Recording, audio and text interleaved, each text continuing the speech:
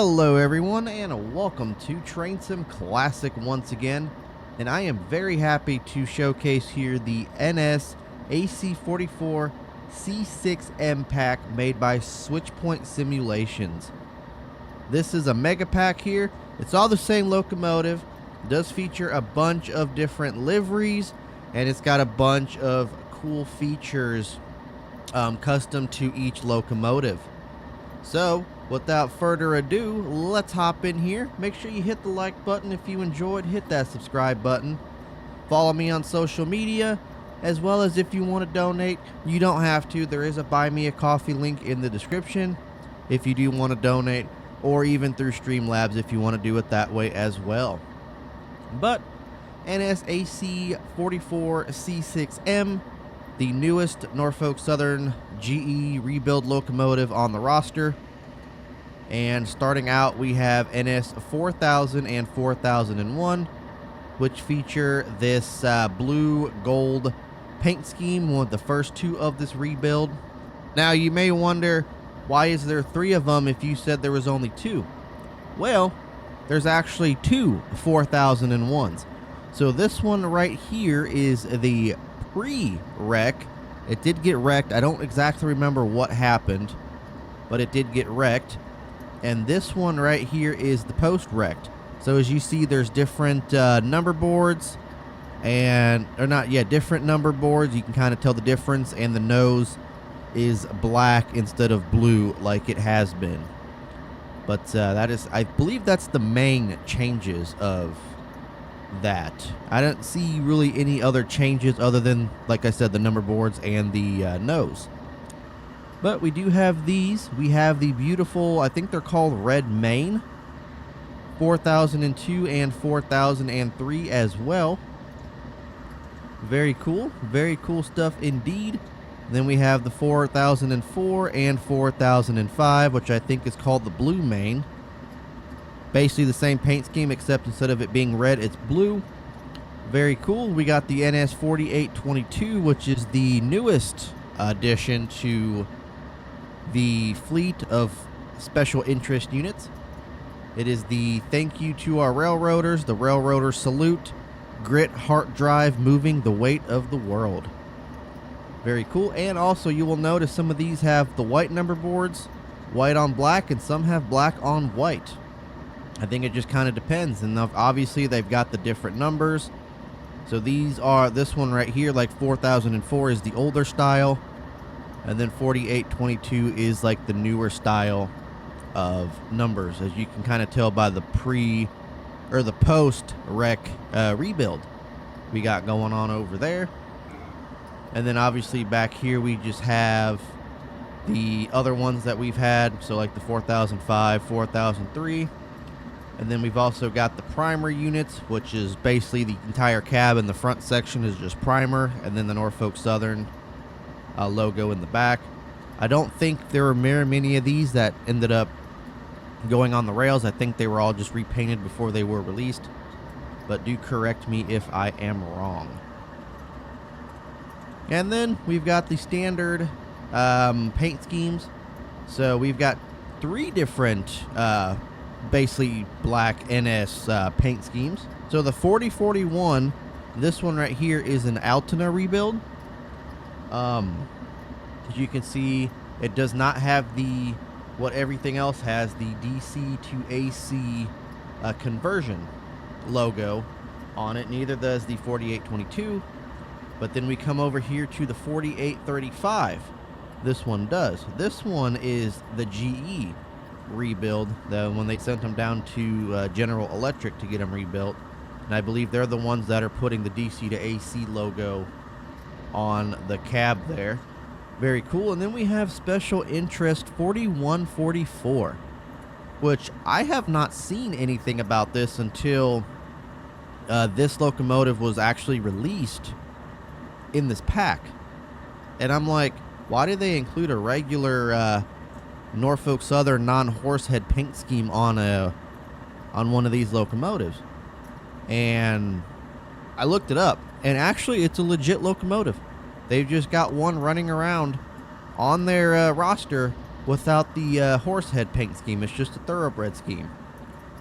So I'm like, that's interesting. I never even knew that was a thing, because usually I'd see like stuff like that pop up on Facebook, because I follow this like Norfolk Southern, 2 different pages where they basically talk about like rebuilds and like what Norfolk Southern has purchased, retired, special interest units. This one never popped up.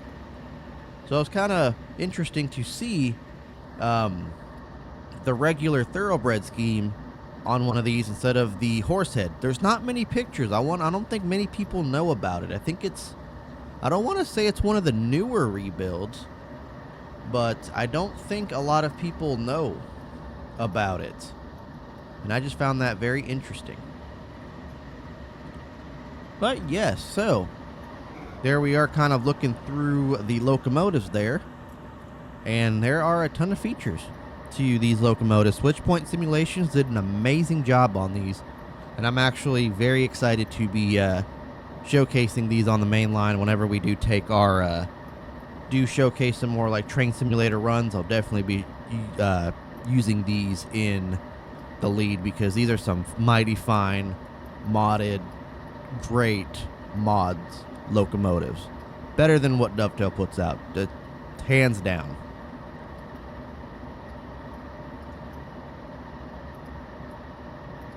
So it does use the RSC Pennsylvania Coal -9. It does use that, so unfortunately there's no opening windows on these units, which kind of sucks, but it is what it is. But there are revamped sounds, including the traction motors, engine sound switches, cab rattle, and the EOT HOT beeps. 4K textures across all 14 units. So there are 14 units in total. I must be missing 2 because I only have 12, but there is 14 units in the thing.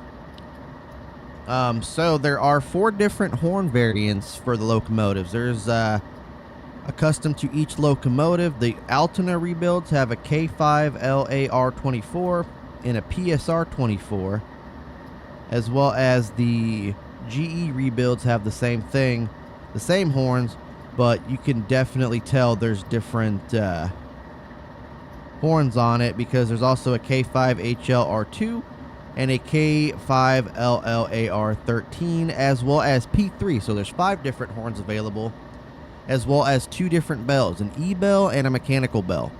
So we're going to go ahead and hop to each locomotive, and you guys can listen to the different sounds. All right, on the 4000, here we go.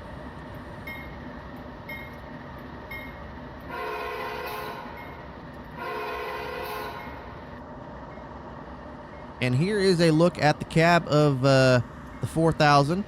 Definitely an upgrade from the Pennsylvania Coal thing. We've got like custom stuff for Norfolk Southern.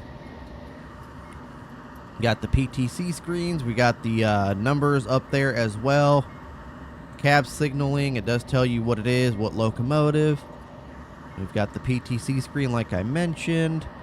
And then we've also got the Georgia Division timetable here, as well as some paperwork. I'm not exactly too sure what paperwork it is. I think it's just like the manifest for the trains. But I like how it's like engineer, conductor, brakeman, and brakeman, like the guys of Switchpoint Simulations put themselves in that paperwork, and I think that is actually really cool. But here's a look at the conductor side. We got the PTC screen, same paperwork, all of that good stuff. Let's go ahead and listen to the horn from the interior here.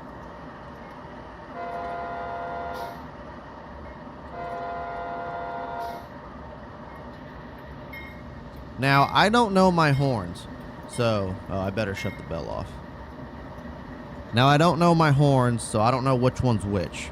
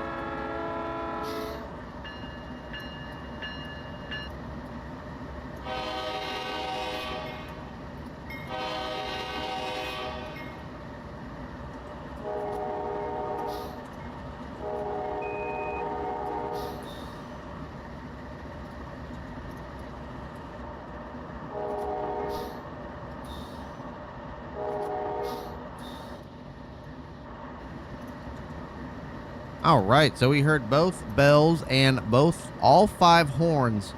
So each locomotive does come with its own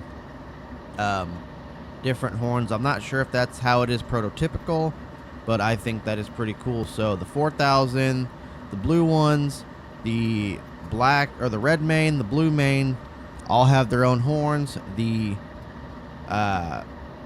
whatchamacallit, the Railroader Tribute one has their own horn. So does that one. I don't remember which one the primer unit had, though. So it does have one of the same horns. Okay. But yeah, I thought that was pretty cool. But there's a lot of cool stuff that we have in here. So we have fading headlights, cab lights, day-night light casting, Type E coupler, GE high A trucks. So a cool feature we have, I'm not sure if it's prototypical to like the real life locomotives, but let's say we're traveling and we hit the emergency brake. PCS is tripped, and there's a red light that pops up in the cab that tells you that you are in emergency. So what you want to do then is put your throttle to idle. Obviously, we're in emergency, so there's nothing in the reservoir and the brake pipe. We're going into emergency, which for 3 locomotives should not take this long. Definitely going to foul this crossing.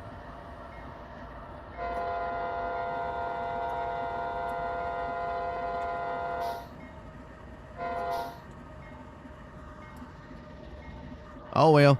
So you're in emergency. There's those EOT beeps that you hear. So whenever you get into emergency, wait for the locomotive to come to a complete stop. This is how to reset the pneumatic control switch, the PCS. Alright, so you want throttle in idle. You want the reverser in neutral. I don't think that matters, but we're just going to do it. And then you want to set your air brake to emergency. And then you wait 60 seconds. And once 60 seconds hit, if everything is accurate and the PCS does get reset, the red light will turn off.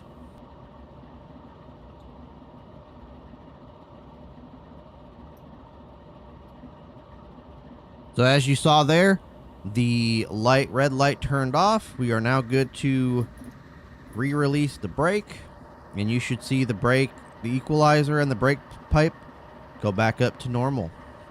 Now, there's actually a lot of cool features still left to talk about in this. So, we have a distance counter. Except this, you have to be moving in order to use this.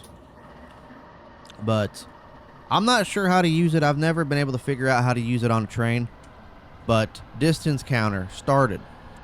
Stopped. I don't know, like, what it does or anything. I'm not sure if it tells you, like, the length or nothing. It doesn't really do anything. So, started, stopped. I'm assuming this is more for, like, when to figure out if your tail, like, the rear of your train is past a signal or something, but I don't know how to use it in-game. It is there. And then we also have a status report on your train. So you got consist length, consist width, or weight, scenario playtime, service type, vehicle length, and vehicle weight.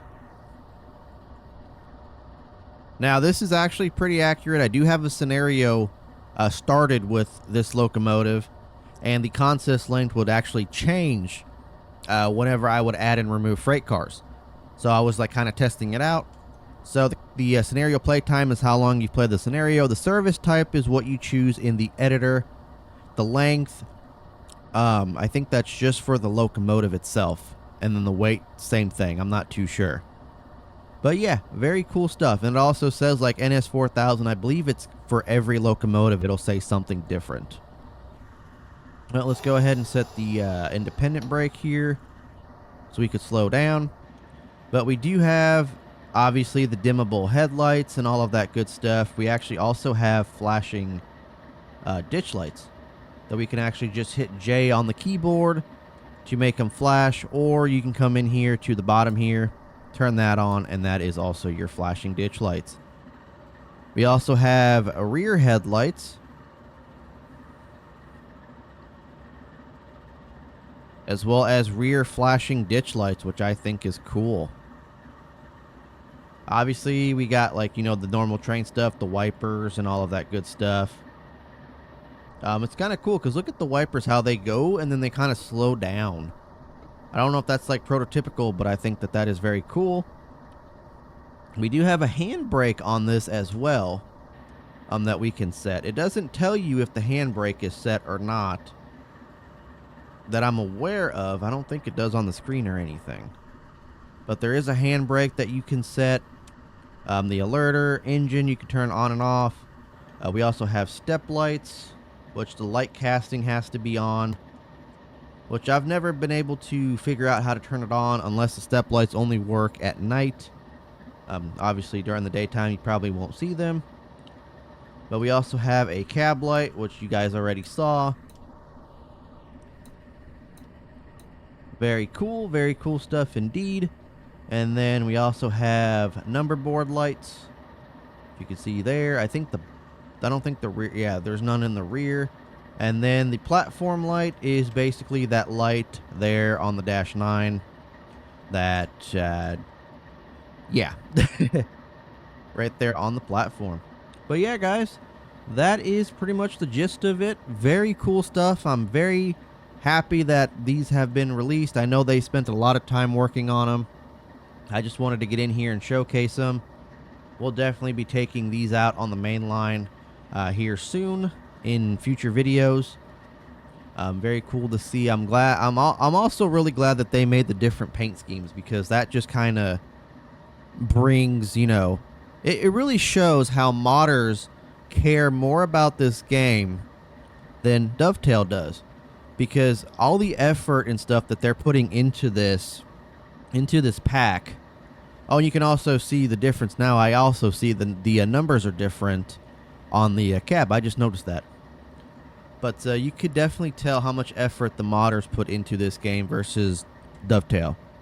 Dovetail would never come out with something like this. This freaking awesome. This perfection of a model. Whereas, you know, a modder obviously took something Dovetail trash and turned it into something better. And I hope to see more of it. I know there's some more projects that are in the works right now. Hoping to see those coming along here soon, possibly released for beta or, you know, full release or whatever. But yeah, very cool stuff to see. Hopefully you guys enjoyed. Hit the like button, hit that subscribe button, and I will catch you guys here on the next video. Take care, everyone.